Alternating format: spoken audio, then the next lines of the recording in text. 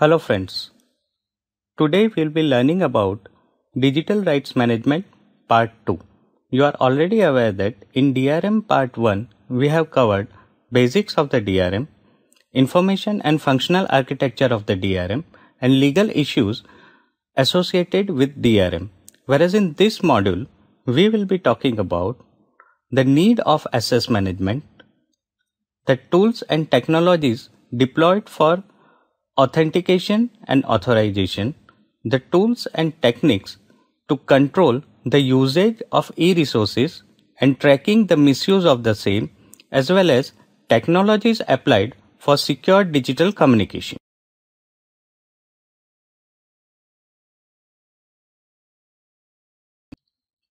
The digital rights management in a digital library consists of following four components, that are license agreement and policies, user authentication and authorization, accuracy and integrity of digital content, and accessibility, including permissions to operate on digital objects or its metadata.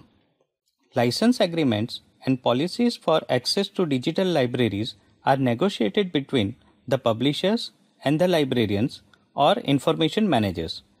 The users are authenticated and authorized to access the content of the digital library as per the terms and conditions of license agreement. Users duly authenticated are allowed to access to information according to the nature of their clearance and authority. Unauthorized users are blocked from accessing the information. Confidentiality or trusted relationship is of paramount importance in digital library containing highly proprietary information. Accuracy or integrity means the continuing integrity of information stored in digital object server. Digital library must not allow accidental or intentional corruption of information that is stored in it by unauthorized users or programs. Accessibility means that a secure computer system must keep information available to its users. The system should be able to recover quickly in case of disaster, as well as users are given access to digital content with the permission to download in case of user and to add, edit or delete or amend in case of editors. It is not only essential to ensure the security of data on the servers, but also during the communication between clients and servers and vice versa to ensure authenticity and integrity of the data. The techniques of data encryption are used for communicating sensitive information such as users' password and personal identification number codes, that is PIN codes. Encryption renders data unintelligible and unusable even if accessed by an unauthorized person. Digital certificates are deployed to establish secure communication between clients and servers. Let us discuss the need of access management and security. Access management and computer security are two important issues in all commercial web applications, including digital libraries. Electronic content can be copied much more easily. Content owners have a great need of imposing measures to control misuse of their content in digital format.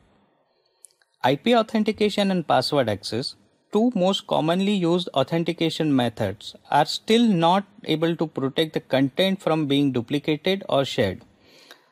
Thus, there is a need of greater rights management controls.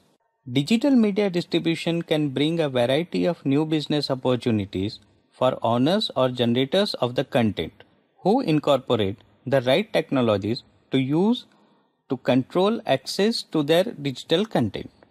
Access management is necessary for commercial digital collection because their access is restricted to subscriber or license users. In case if access to digital collection is provided openly, the access control is required for assigning the responsibilities for operations such as addition, updation, addition, and deletion of full text content as well as its metadata. A well-managed digital library requires tracking of all the changes so that the collection can be restored if mistakes are made or computer files are corrupted. The user authentication is first level of security mechanism to protect a computer system hosting digital libraries from unauthorized users. Authentication basically means ascertaining credential of a user that allow him or her to establish the rights to use a network identity. Login passwords and IP filterings are two methods that are commonly deployed for authenticating users. User authentication mechanism can be incorporated into firewall, a particular application, a document, a network operating system such as Linux, Unix or Windows. Now let us discuss authentication mechanisms. The first one is login ID and password based access. This is the most common mean of access control requiring the matching of a username with its associated password. Login ID and password allow publishers or producer of information to control access to their electronic resources. The two types of password are fixed passwords and dynamic passwords.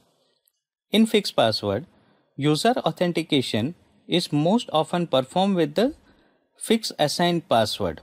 It remains vulnerable to guessing, and password can be misused to access digital content as it can be passed around by the users in subscribing institution. In case of dynamic password, you must be aware that it is also possible to generate a chain of dependent or interdependent one-time password to the users. Since it is very difficult to remember several passwords, user will be forced to keep the list somewhere either on paper or in a file on their computers. Nowadays, software solutions are available to manage the login ID and passwords. The challenge response authentication. It is used to prove identity of a user to the server by demonstrating knowledge of a secret that is known to user and the server. Once a user sends a proper response to the challenge, user may again be prompted to answer another challenge concerned with the identity of the user. It is also being implemented with hardware token. The HTTP/1.1 digest authentication standard, which is implemented in all popular browsers, is an example of software-based challenge response scheme.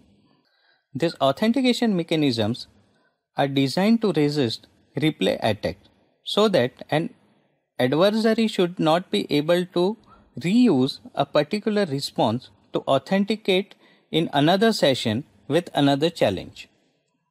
These challenge response protocols are also used to assert things other than knowledge of secret values.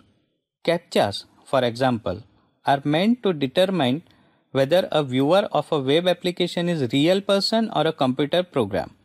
The challenge sent to the viewer is a distorted image of some text, and the viewer responds it by typing in that text. You might have seen that in Yahoo or Google, etc. The distortion is designed to make automated optical character recognition, that is OCR.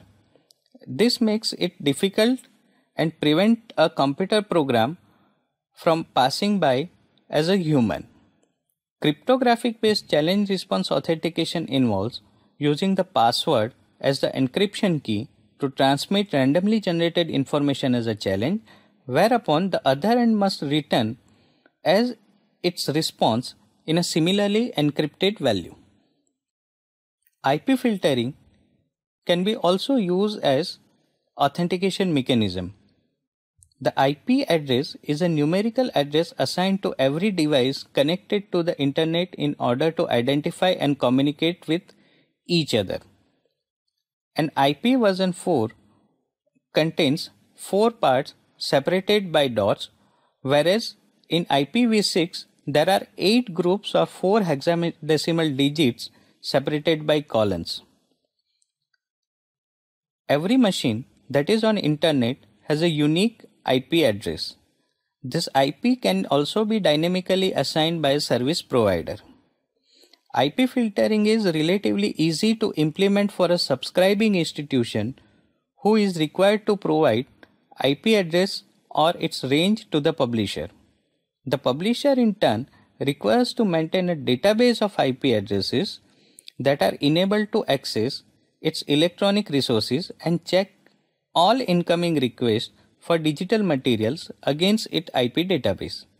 Most publishers prefer providing IP-based access to their resources. The IP-based access poses a problem for those who are not on campus or while traveling. HTTP cookies or web cookies are parcel of the text sent by a server to web browser and then sent back unchanged by the browser each time it accesses that server. HTTP cookies are used for authenticating, tracking, and maintaining specific information about the users, such as the site preferences and content of their electronic shopping carts. Authentication information are stored in cookies on a user's browser so that user does not require to provide repeated authentication information when navigating from resource to resource. Most browser allows users to decide whether to accept cookies or not, but rejection makes some websites unusable. Cookies are generally used for authentication in combination with other authentication mechanisms such as login ID, password, or IP filtering. The proxy server is a combination of software and hardware that acts as an intermediary between users and internet. Proxy enables authorized users of an institution to access licensed electronic resources when connected to the internet from outside the premises or from their institution. EZproxy is one of the popular proxy server programs that is easy to set up and maintain. User connects to EZproxy, which in turn connects on their behalf to the subscribed e-resources and obtain requested web pages and send them back to the users. EZproxy runs on a machine on the network of subscribing institution. E-resource publisher sees the request as coming from an authorized IP address and permits the express. EZproxy works by dynamically altering the URL within the web pages provided by the publisher of e-resources. Single sign-on solutions can also be used as authentication mechanism. The Open Athens is an access and identity management service by EduServe Technologies Limited.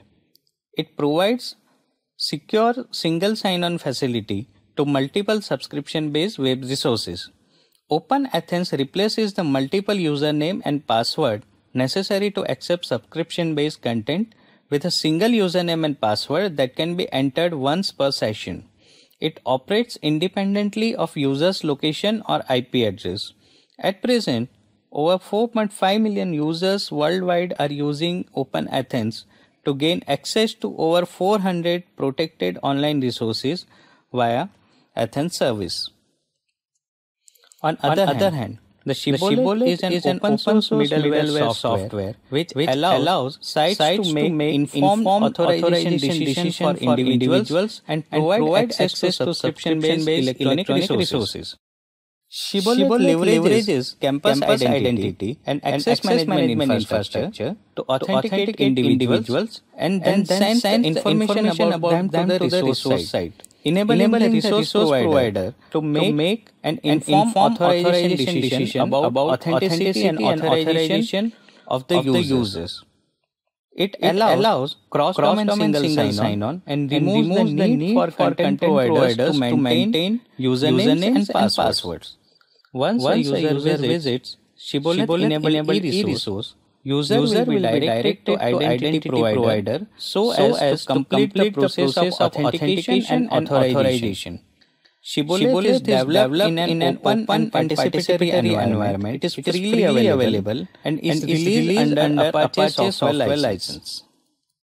Referring URL is a method for enabling authentication based on the URL. users generally visit various digital libraries through their libraries' websites. When a user clicks on a link given in a web page, the user's browser sends a request to the click URL along with the URL of referring site. This site along URL is called referring URL. The referring URL can be used for authenticating a user. Kerberos. Kerberos is an IETF-defined authentication protocol. It allows individuals communicating over an insecure network to prove their identity to one another in a secure manner utilizing a trusted third party called Key Distribution Center or KDC. It is also a suite of free software published by MIT which implements this protocol. In Kerberos protocol, messages are protected against eavesdropping and replay attacks as it uses symmetric key cryptography that requires a trusted third party. Extension to Kerberos can also provide for the use of public key cryptography during authentication.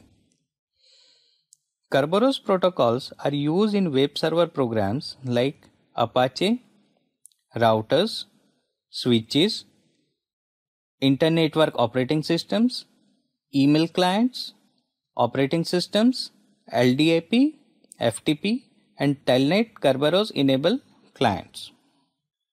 So far we have talked about authentication. Now let's talk about user authorization. As we have seen, the process of authentication ascertains the identity of a user, while authorization defines the permission in terms of access to e-resources and extent of its usage. Authorization is granted to the successfully authenticated users according to rights information available in access management system. A user duly authenticated by one of the authentication mechanism may actually be entitled to access only a portion of digital collection subscribed by user institution. Typically, all users in an institution are authorized to access all the subscribed e-resources. However, it is possible to define different levels of authorization for different categories of personnel in an institution. Besides, authorizing users also addresses the issue of responsibilities assigned to the different personnels involved in development of a digital library and their respective authorities in terms of addition, deletion, editing and uploading of records into a digital library. There are various mechanisms which can be deployed for authorization. Access control is one method for enforcing authorization. Typically, it assumes that the user or entity has already been authenticated. Access control policies that are mandatory access control, discriminatory access control, role-based access control, and content-dependent access control. In mandatory access control, it is generally more suited for high security authorization. It is based on classification of the objects and users according to security level, where access is granted only if security levels of objects and users match or users level is higher. Whereas in discretionary access control, DAC is based on user's identity and authorization. For example, if a user provides evidence like attribute certificate that he or she has a capability to execute certain operation on an object, then the evidence is checked and access is granted based on validity of that evidence. Role-based access control is based on assigning roles to users. Users can gain authority based on roles at the time of the request. This is similar to implementation of access control mechanism available in all popular operating systems like Windows or Linux, where users gain authorization depending on his or her roles like administrator, power user, backup operator, which have necessary authority to perform required activities. Different type of access control or combination of these are suitable for different applications and security requirements. Content Dependent Access Control, that is CDAC, while most of the digital libraries provide access to its content based on qualification and characteristics of the users rather than their identity, digital library may also be designed to provide content-dependent authorization to its collection. For an example, a user will be given access to a rated video based on his age. There are various technologies for access control and access tracking. A number of copy protection and access control technologies have been devised that would either restrict or completely stop unauthorized use of copyrighted material. Digital watermarking is one of them. It is a technique which allows embedding of visible or invisible copyright notice or other verification message in digital document, audio, video, or image signals. The technique takes its name from watermarking of paper or money as a security measure. Digital watermarking can be a form of steganography in which data is hidden in the message without end user's knowledge. This system doesn't prevent copying, but it ensures that copies made of the media will be traceable to a particular copy and perhaps to a particular user. Visible watermark is a secondary translucent image overlaid into a primary digital image. A simple example of digital watermark is a visible logo or insignia placed over a digital material to identify the copyright. Invisible watermark do not change the signal to a perceptually great extent, so that there are only minor variations in an output signal. Fractional or partial access. Digital libraries are often designed to allow users to access individual records or articles, but not copy complete collection so as to prevent massive abuse of copyrighted material. Most of the journal hosting sites discourage robotic or systematic download of articles. Most online journal hosting platform monitors systematic and excessive download of journal articles from its site and cut off the users doing such activities. eBrary, for example, allow only chapter of books for downloading. One can also control the interface of the content. The producers of database and other materials on CD-ROM relied on proprietary software to access and display digital contents of a CD-ROM. The formats of contents as well as the interface are designed to access it was proprietary. It was therefore hard to arrange the access the material on CD-ROM unless accompanied with the proprietary interface. Applications where web browser is the de facto interface to access the web, this method has limited applications. Flickering is the method used for allowing users to read information on the screen but not capture it by screen dumping. This method takes advantage of ability of human eye to capture rapidly changing images. The computer screen dump will capture the instantaneous appearance and therefore would capture the background bits in the process of flickering, and resulting screen image would be useless. The digital object identifier is a character string or a digital identifier used to uniquely identify an object such as electronic document. The DOI system is implemented through a federation of registration agencies coordinated by the International DOI Foundation, which developed and controls the system. The digital object identifier is a mechanism for marking digital objects so as to identify them and enable copyright management and access in digital environment. The DOI doesn't change over the time, even if the article is relocated. However, a DOI resolution system is required to be updated when the change of location is made. Authentication of the digital content. Authentication of the digital content refers to continuing integrity and accuracy of information stored in digital object servers. The digital library must not allow accidental or intentional corruption of information stored in it by unauthorized users or programs. The techniques of digital signature and digital watermarking described next are used for authentication of digital object. A digital signature is electronic signature that can be used to authenticate the identity of a sender of a message or the signer of a document. It can be also used to authenticate that the original content of the message or document that has been conveyed is unchanged. To check whether a file has been tampered or not, MD5 hash value is calculated at the time of its creation and recalculated later to compare it with original. If the two are same, then the files are almost certainly the same. Digital signature can be applied to guarantee the authenticity of a digital object.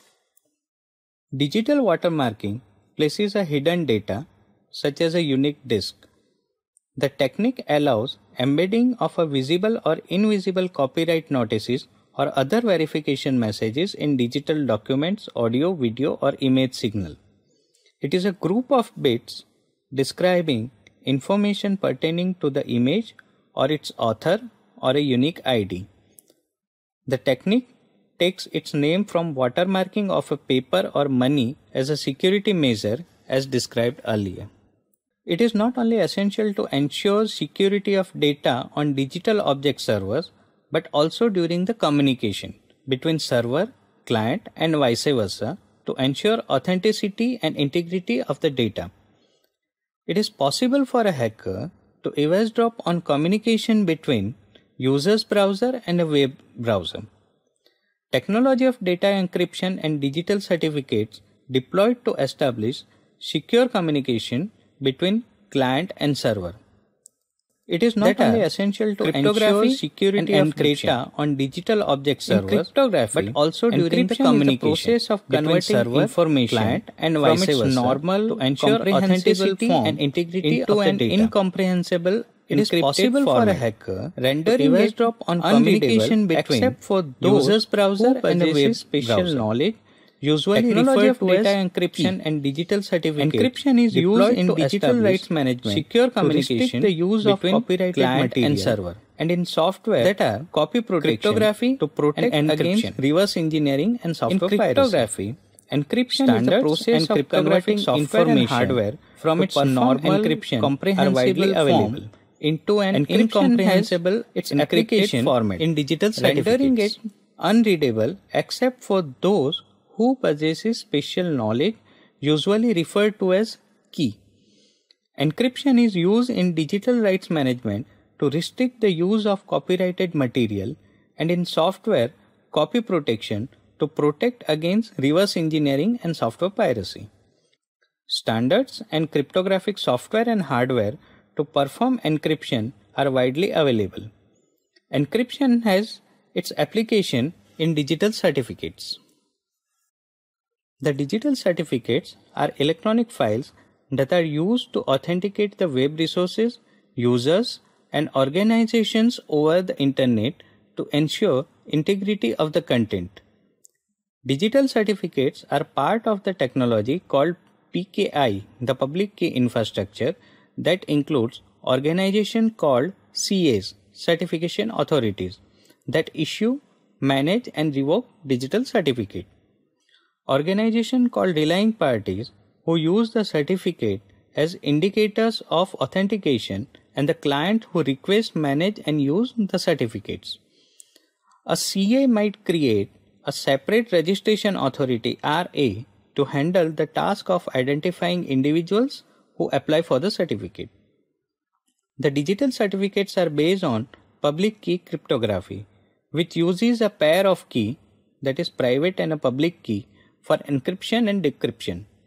It contains, among all other things, the name, a serial number, expiration date, a copy of certificate holder's public key, and the digital signature of certificate issuing authority, that is CA, so that a recipient can verify that the certificate is genuine.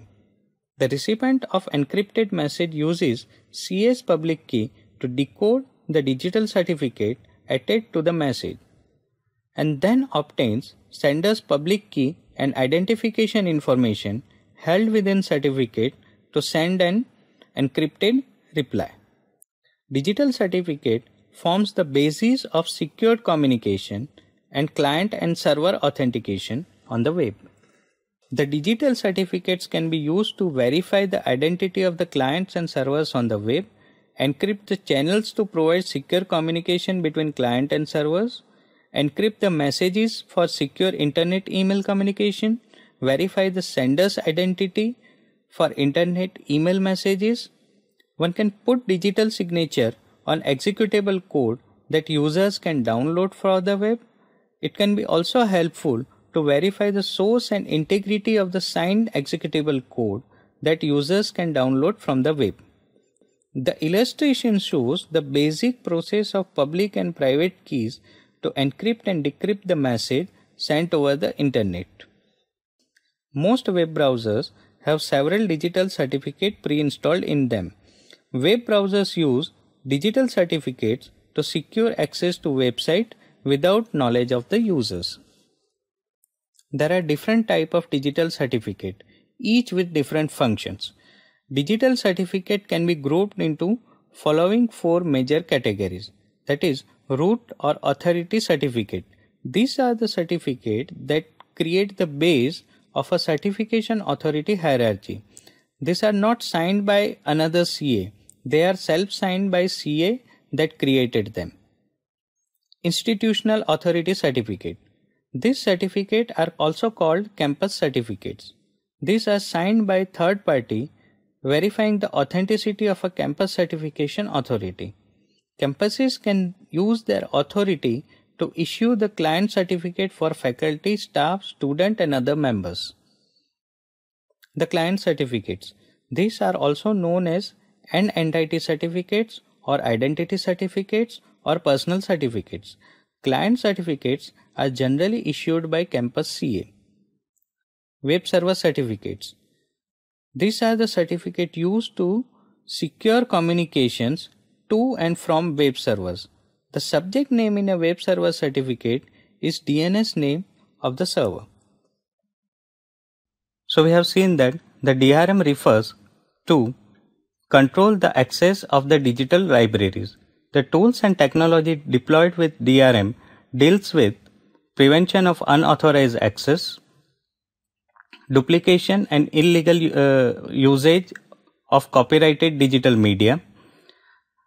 In online environment, the scope of DRM can be leveraged to control access and usage of digital objects and impose restriction on their misuse.